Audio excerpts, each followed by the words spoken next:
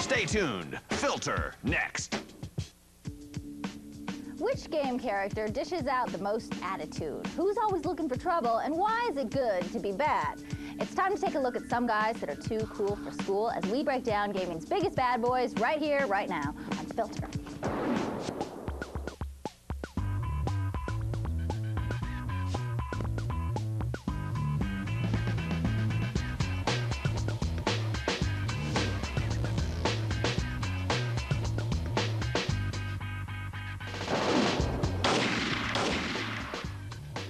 I'm Diane Mizota, and welcome to Filter. A hand-picked top 10 video game countdown is voted on by you, the viewer, at d4tv.com. What would you call a guy who drops mad attitude, constantly looks for trouble, and always walks 2 steps to the left of right, but, and a major but here, always gets the job done while racking up the style points? While some people might come up with labels like troublemaker or hellion, I prefer bad boy. And when it comes to doing it and doing it right, I don't care what your mama told you. Sometimes you gotta be bad to be good. So what makes a bad boy bad, and who are some of the baddest around? Here's what a few people had to say.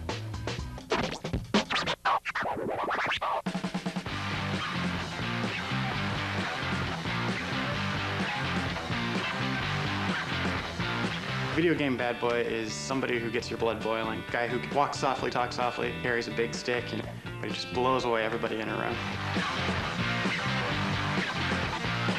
A bad boy is someone who just, he's not out to save the princess, he's not out to save the world, he's just out to maybe get the princess into bed.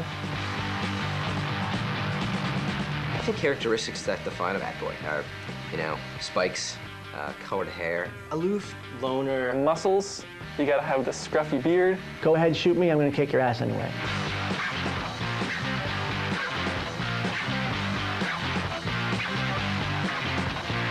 Well, it's probably a guy that plays by his own rules. A bad boy is a good guy, but he's not necessarily a nice guy.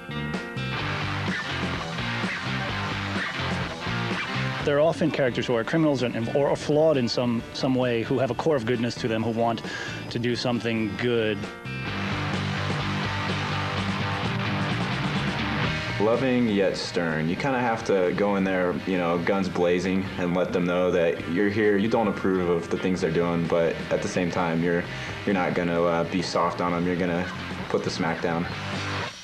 Now that we know what it takes to be bad, let's see who's got what it takes to be baddest. We begin at number 10 with Cain, the hero from the Legacy of Kain series. This vampire may not be down with humankind, but he's even less fond of the Seraph Man, an evil group of religious zealots which he's looking to mow down. The temperamental blood sipper doesn't let much get in his way. Of course, you wouldn't either if you could kill with your bare hands. See what I mean?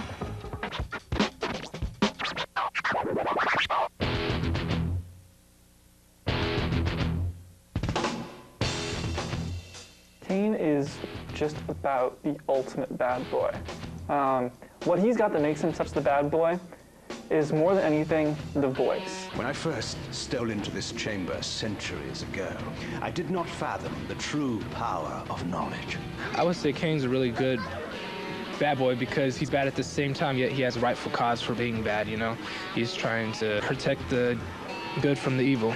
Cast him in.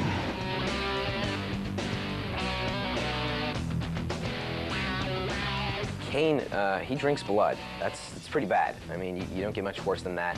And plus, he's trying to more or less conquer the world and, do away with most humans, which is in with the bad boy agenda.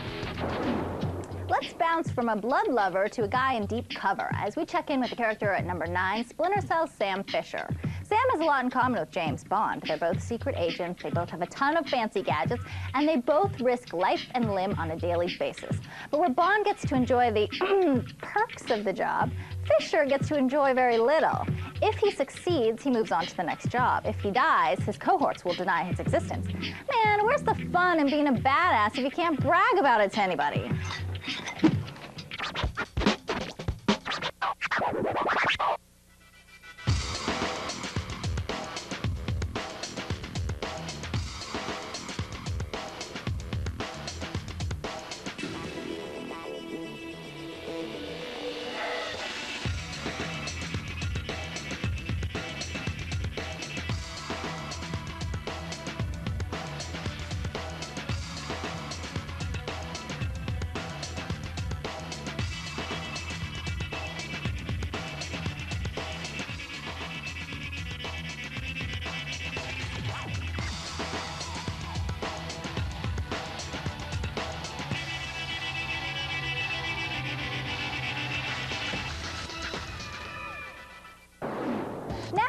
time to examine a different kind of covert ops guy, a ninja.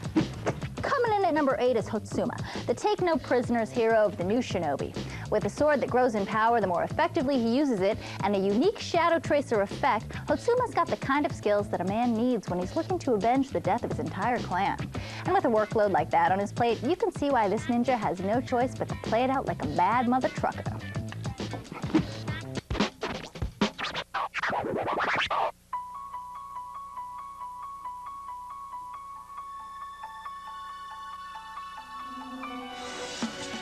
Oh, Hatsuma, come on. Flying around, throwing ninja stars, chopping guys' heads off, killing mutant Doberman pinchers?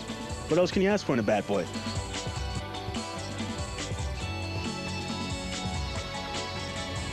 Any ninja is a serious bad boy by definition because they carry swords around on their back. There's no other type of bad boy. That's like the best bad boy. And they have scarves, you know, ninja masks. He doesn't mess around. He just slices you up if he has a problem with you.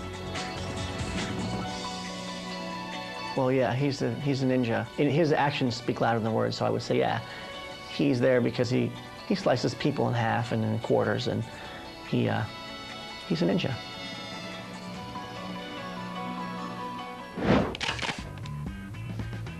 Hey, when you can kick everyone else's butt, you get away with a lot. And when we come back from the break, we'll see exactly what kind of bad boy behavior you guys have been getting away with. Plus, we'll keep counting down the baddest of the bad. Does a dude named Oren grab the top spot, or will an Australian hedgehog-like thingy give him a knuckle sandwich? Find out when we come back on Filter.